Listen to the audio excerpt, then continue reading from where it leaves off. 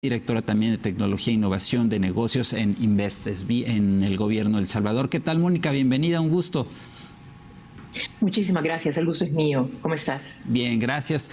A 2 años de distancia, ¿qué sucedió con el Bitcoin en El Salvador? ¿Fue un buen experimento, si cabe la palabra? ¿Sí fue una alternativa al dinero fiduciario? Yo creo que le pegaste al clavo al haber utilizado esa palabra, ese concepto. Es todavía un experimento. ¿Por qué? Porque estamos viendo los resultados todavía a 2 años. Resultados que tal vez muchas personas, en este caso el hecho de que la decisión de adoptar Bitcoin como moneda de curso legal nos puso a El Salvador en la mira a nivel global, en el ojo del huracán hasta cierto punto. Y pienso que muchas personas quisieran haber visto resultados más tangibles. ¿Qué es lo que se ha logrado hasta ahora? Sabemos, y esas son cifras, son datos del Banco Central de Reserva de El Salvador, el banco principal, de que aproximadamente 1% se está enviando a través en criptomonedas, no solamente en Bitcoin, sino que también otras criptomonedas, a través de billeteras digitales. 1% en lo que se refiere a remesas. Para nosotros las remesas son un pilar, lastimosamente, del Producto Interno Bruto, y digo lastimosamente porque no debemos de depender de las remesas, como ningún otro país latinoamericano lo debe de hacer, pero estamos hablando de entre un 18 al 20% del PIB. Entonces, si calculamos eso y hablamos de que solo estamos viendo un 1%, eso significa que todavía nos falta mucho trecho por caminar.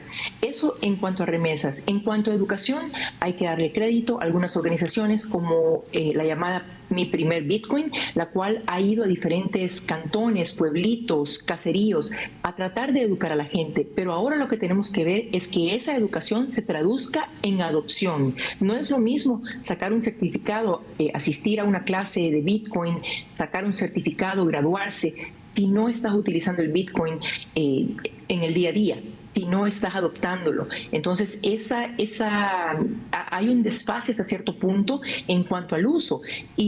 Y también hemos escuchado de que el Ministerio de Educación ha hecho una alianza con Mi Primer Bitcoin, con esa organización a la que me refiero, para empezar a capacitar a aproximadamente 150 maestros que van a poder entonces adiestrar a los alumnos. Es decir, el tema Bitcoin se va a adentrar, en este caso, al currículo de la educación salvadoreña.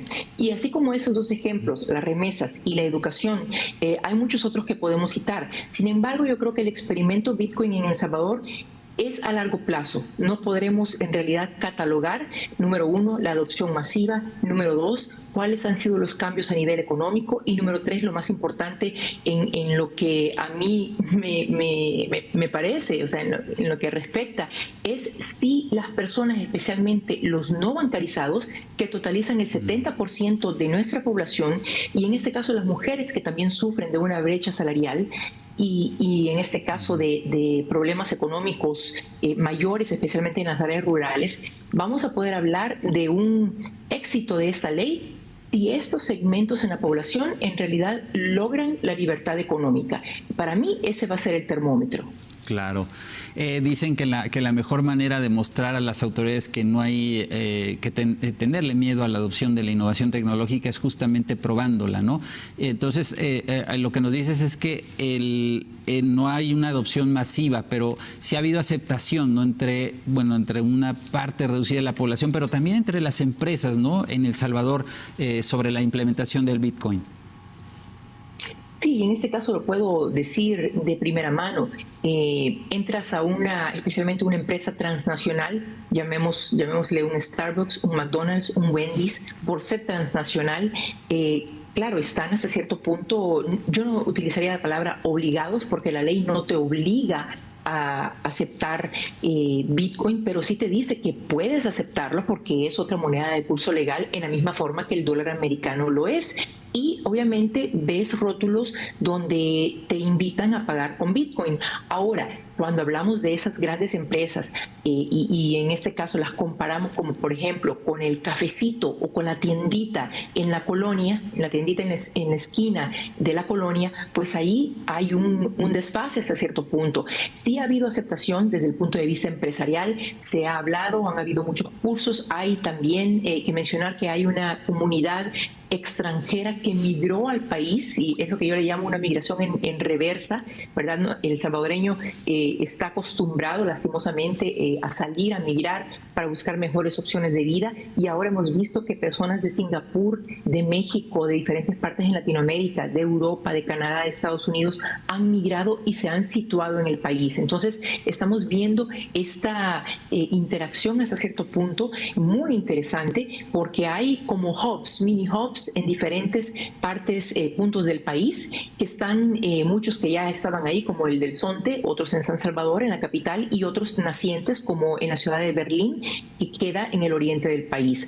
¿Ha habido aceptación? Como también tenemos que decir que ha habido rechazo en algunos sectores de la población. Y es bueno que hablemos de esto en voz alta, porque entonces tenemos que entender que el común denominador acá es la educación. Necesitamos seguir educando a la población para que vean, así como tú dijiste al principio del segmento, que no debemos de tenerle miedo a las criptomonedas, que hasta cierto punto ya estamos viviendo en un mundo híbrido, con un pie en el mundo monetario tradicional y con el otro en este mundo donde ya estamos utilizando no solamente el Bitcoin, sino que monedas estables y otras monedas. Sí, sí, nos dabas el ejemplo, bueno, la referencia de las remesas, ¿no?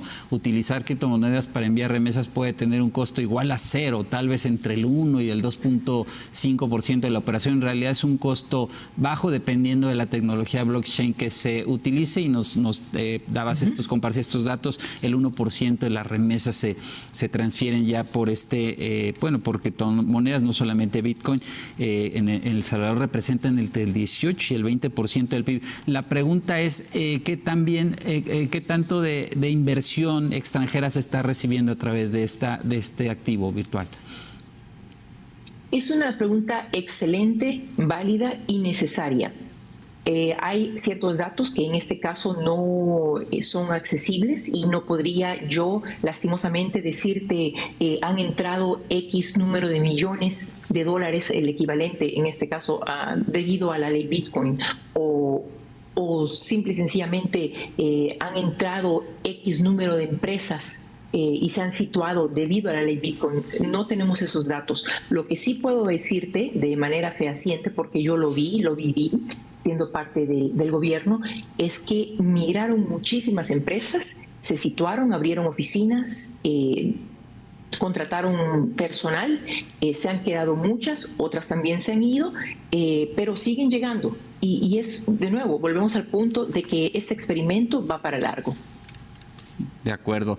Finalmente, Mónica, en México el proceso de regulación dificulta la adopción total de las criptomonedas. Un poco la pregunta es tu experiencia, ¿no? En este tema. ¿Qué podrías compartir tú para las autoridades mexicanas para avanzar en la regulación del sector de activos digitales? Correcto. Mira, yo creo en realidad de que van a haber algunos países, como por ejemplo Argentina, con economías muy precarias, y lo estamos viendo en ese momento con uno de los candidatos presidenciales que está abanderando el Bitcoin. Vamos a ver una adopción en este caso de una regulación, en este caso más agresiva desde el punto de vista que cree un marco legal para todos los criptoactivos, en este caso los activos digitales, porque ahí van a entrar no solamente el Bitcoin, sino que muchas otras monedas estables, e incluso la famosa CBDC, dependiendo si el Banco Central en este caso va a querer emitirla, es decir, el peso mexicano digital, el peso argentino digital, etcétera. A eso se le llama CBDC. Para México hay una candidata de Movimiento Ciudadano que está abanderando también el Bitcoin. Ella es Indira Kempis, regiomontana, y está, de Nuevo León, y es senadora por ese estado. ¿Y qué le podríamos decir en este caso a los legisladores mexicanos? que tienen que educarse y tienen que acercarse a la sociedad civil, porque lastimosamente, en este caso para ellos, aquellos que están en contra, esto no va a parar, ya tenemos un pie en este mundo y muchas economías, volviendo al caso de Argentina, sus poblaciones van a tener que utilizar, bueno, ya las están utilizando porque necesitan sobrevivir, necesitan contrarrestar la volatilidad, en este caso del peso argentino, o muchas veces puede ser que sea en cualquier otro país latinoamericano o país del mundo, y también en este caso pelear contra la inflación. Esto se viene porque se viene y hay que regularlas.